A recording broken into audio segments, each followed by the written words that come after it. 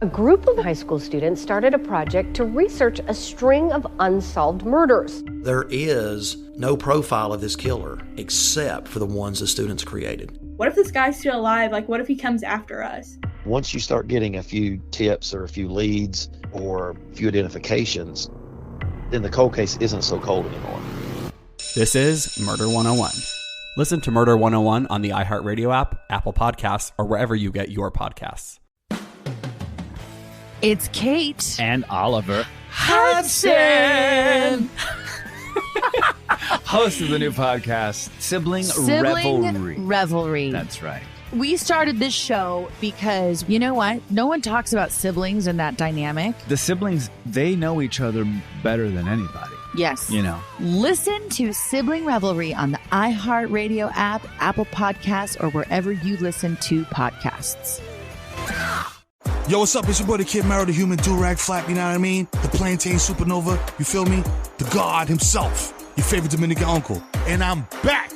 The greatest blog of all time, Victory Light, is now the greatest podcast of all time. And I got some friends with me.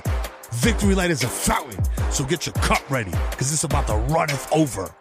You can listen to Victory Light on the iHeartRadio app, Apple Podcasts, or wherever you get your podcasts at. Hey, Frugal friends, this is Eric Sirianni, producer of this podcast, and I'm here to let you know that we have 4 bonus episodes that we'll be releasing over the next 4 Tuesdays starting today. But wait, there's more.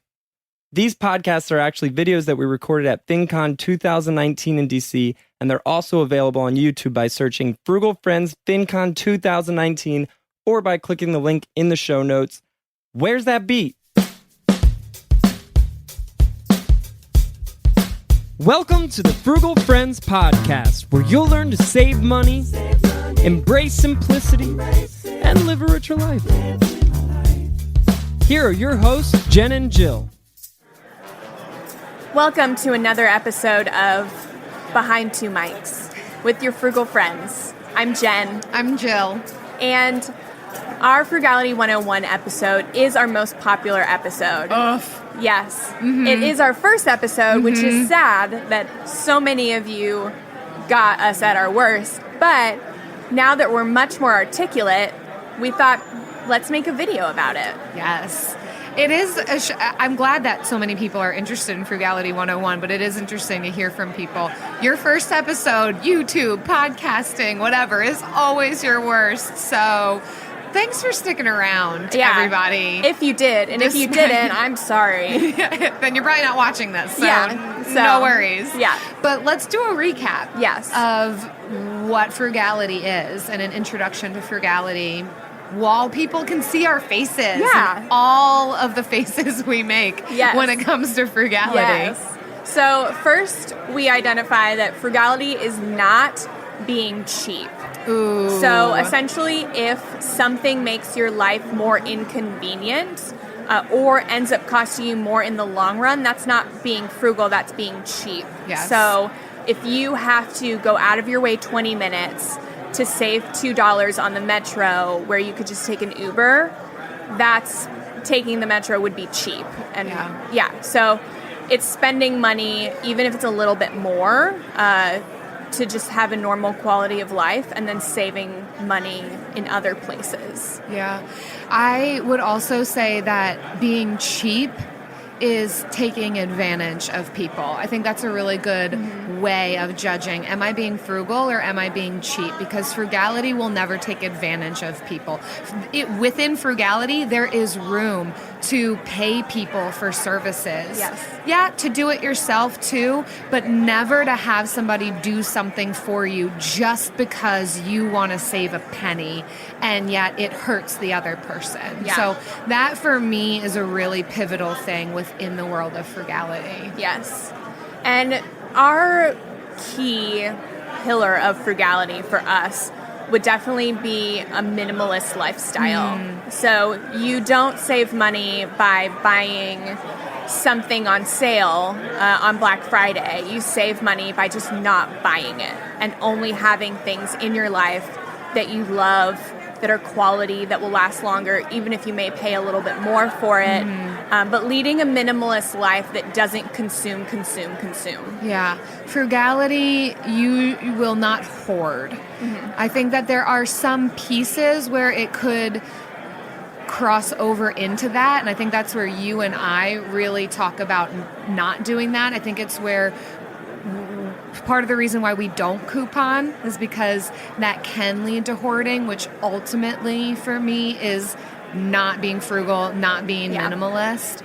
But I think the intersection between minimalism and frugality, they never contradict each other. Mm-hmm. There are some pieces where frugality can intersect with certain concepts. Sometimes they contradict, sometimes they don't, but I've realized that frugality and minimalism really never do. Yeah. So that's been a really fantastic thing for us to talk about on the show is and go into even more depth about what that looks like. Yeah. We also believe that frugality is environmentally friendly. So we love buying secondhand, reusing things, buying quality so that you buy something less often so you can use it longer. And all these things you think about being frugal, but they're also really, really good for the environment and they're sustainable. Yeah, recycling, planting a garden, reusing things, DIYing things. These are all ways that, again, frugality intersects with environmentally friendly, eco-friendly, taking care of, really being good stewards of everything that we own, making sure that we are using it to its fullest potential and buying things that will last. Yeah, and it environmentally friendly spending intersects with minimalism. Like the first reduce, reuse, recycle, the first word is reduce. So reduce the amount of things you're consuming. Reuse the things that you already have, and then as a last resort, recycle things that you can no longer. And then lastly, we believe that frugality is essentially values-based spending.